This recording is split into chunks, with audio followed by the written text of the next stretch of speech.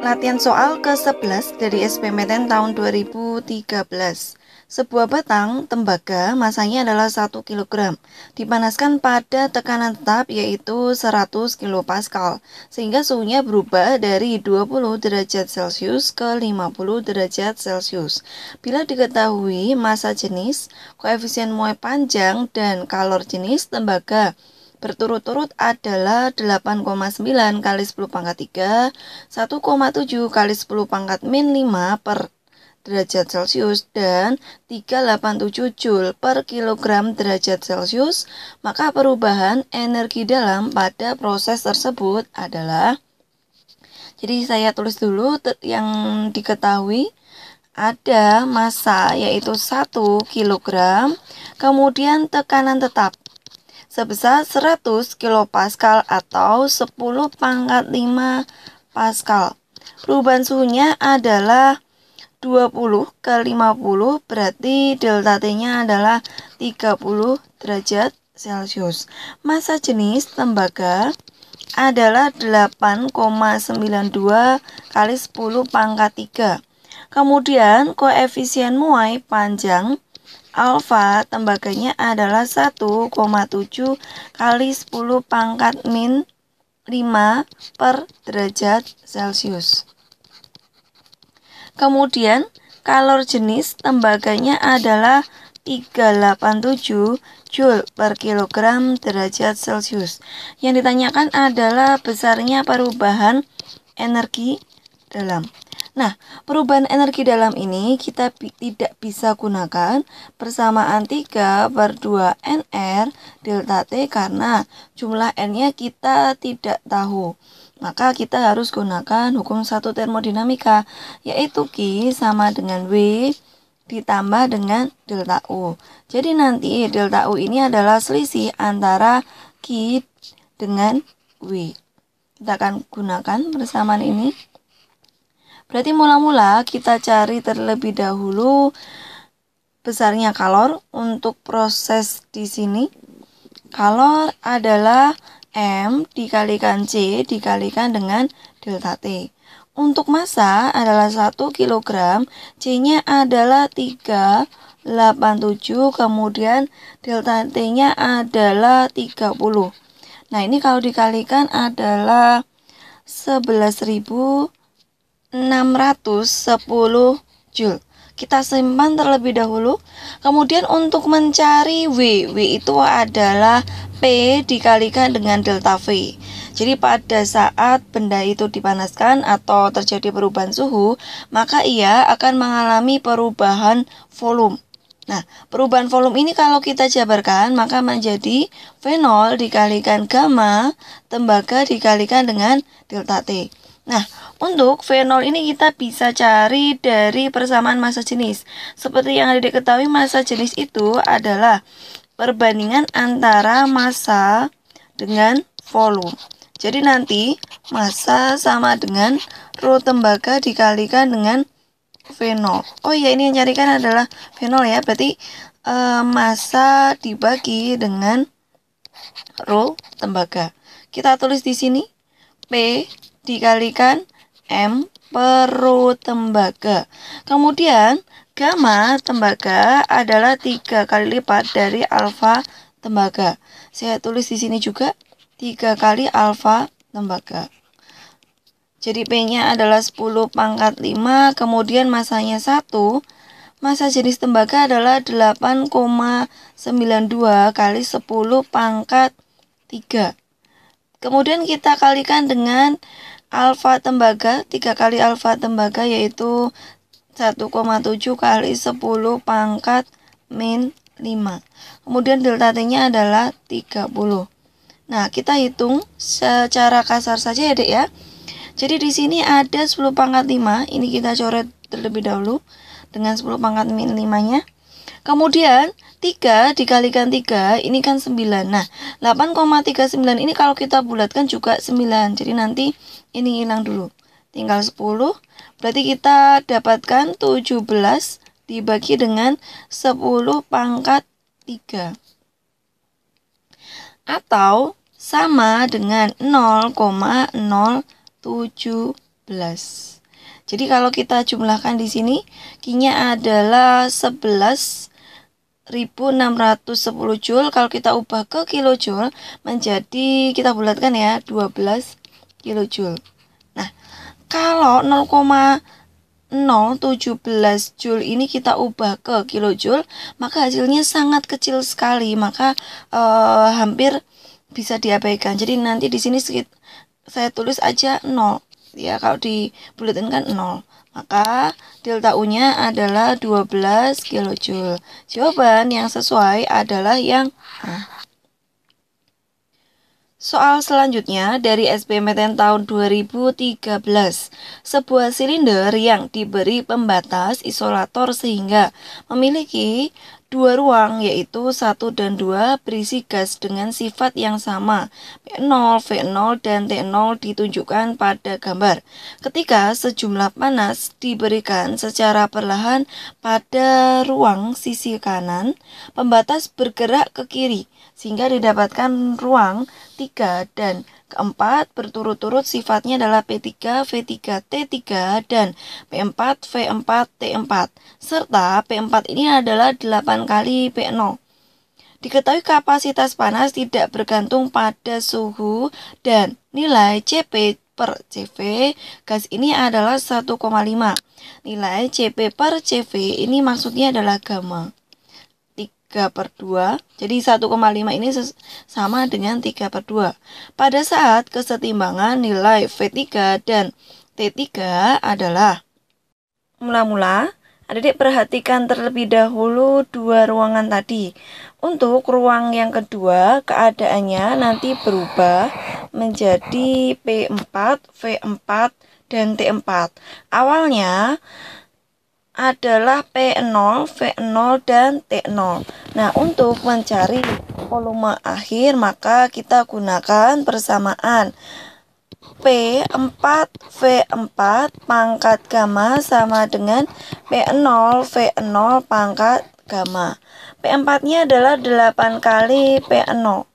V4 gammanya adalah 3/2. Kemudian P0-nya kita coret terlebih dahulu. Jadi nanti V4 per V0 pangkat 3/2 sama dengan 1/8. Nah, berarti nanti V4 per V0 ini sama dengan akar dari 1/8, akar pangkat 3 dari 1/8, kemudian dikuadratin. Nanti V4-nya ini bakalan ketemu akar pangkat 3 dari 8 itu adalah 2, kemudian 2 jika dikuadratin menjadi 4. Jadi nanti V4 sama dengan 1/4 dari V0. Kemudian untuk nilai suhunya kita gunakan persamaan T4 V4 pangkat gamma min 1 sama dengan T0 V0 pangkat gamma min 1. Untuk T4 ini nanti akan kita cari. Kemudian V4 gamma min 1 nanti menjadi setengah sama dengan T0 V0 pangkat setengah juga. Jadi nanti T4 sama dengan V0 per V4 pangkat setengah atau akar pangkat 2. Kemudian dikalikan dengan T0. Nanti T4 sama dengan akar dari V0 dibagi dengan 1/4 V0. Maka nanti akan ketemu 2 T0. Nah, di sini dikatakan bahwa pada saat setimbang, maka nilai V3 dan T3 adalah ketika setimbang, maka besarnya V3 sama dengan V4, yaitu 1/4 dari V0.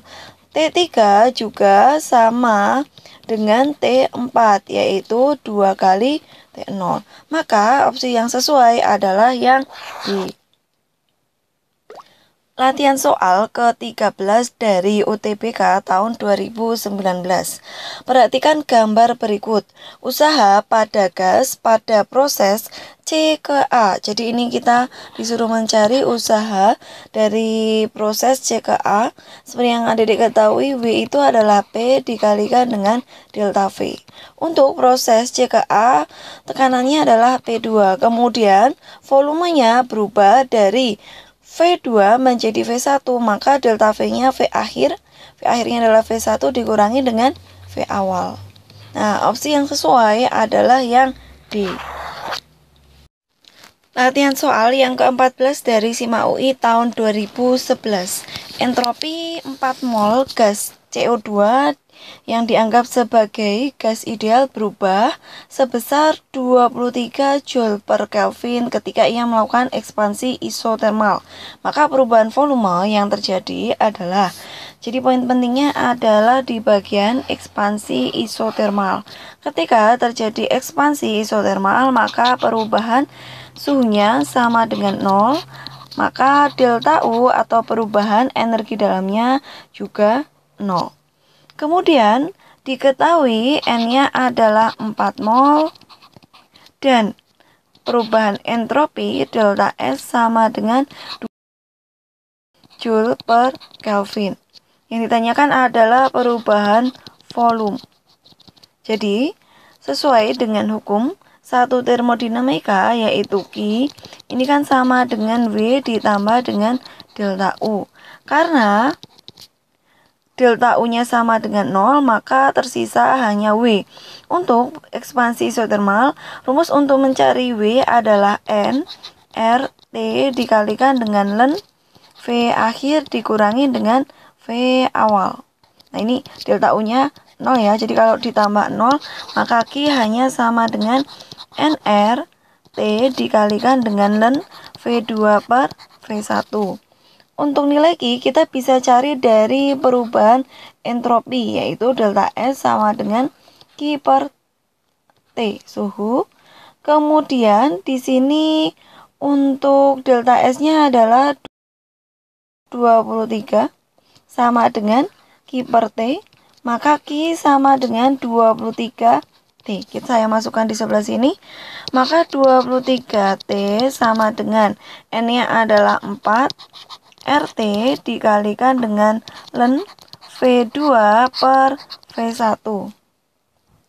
Kita coret terlebih dahulu T-nya, maka nanti ln V2 per V1 sama dengan 23 dibagi 4 dibagi dengan R. R itu adalah 8,314. Nah, nanti kalau adik coba hitung menggunakan kalkulator, maka nilainya sekitar 0,69. Nah, 0,69 ini kalau kita cari dalam ln itu adalah ln 2. Jadi di sini perbandingan antara V2 dengan V1 adalah 2. Jadi nanti saya tulis dulu di sini ya, ln V2 per V1. Jadi ln yang ketemunya 0,69 ini adalah ln 2.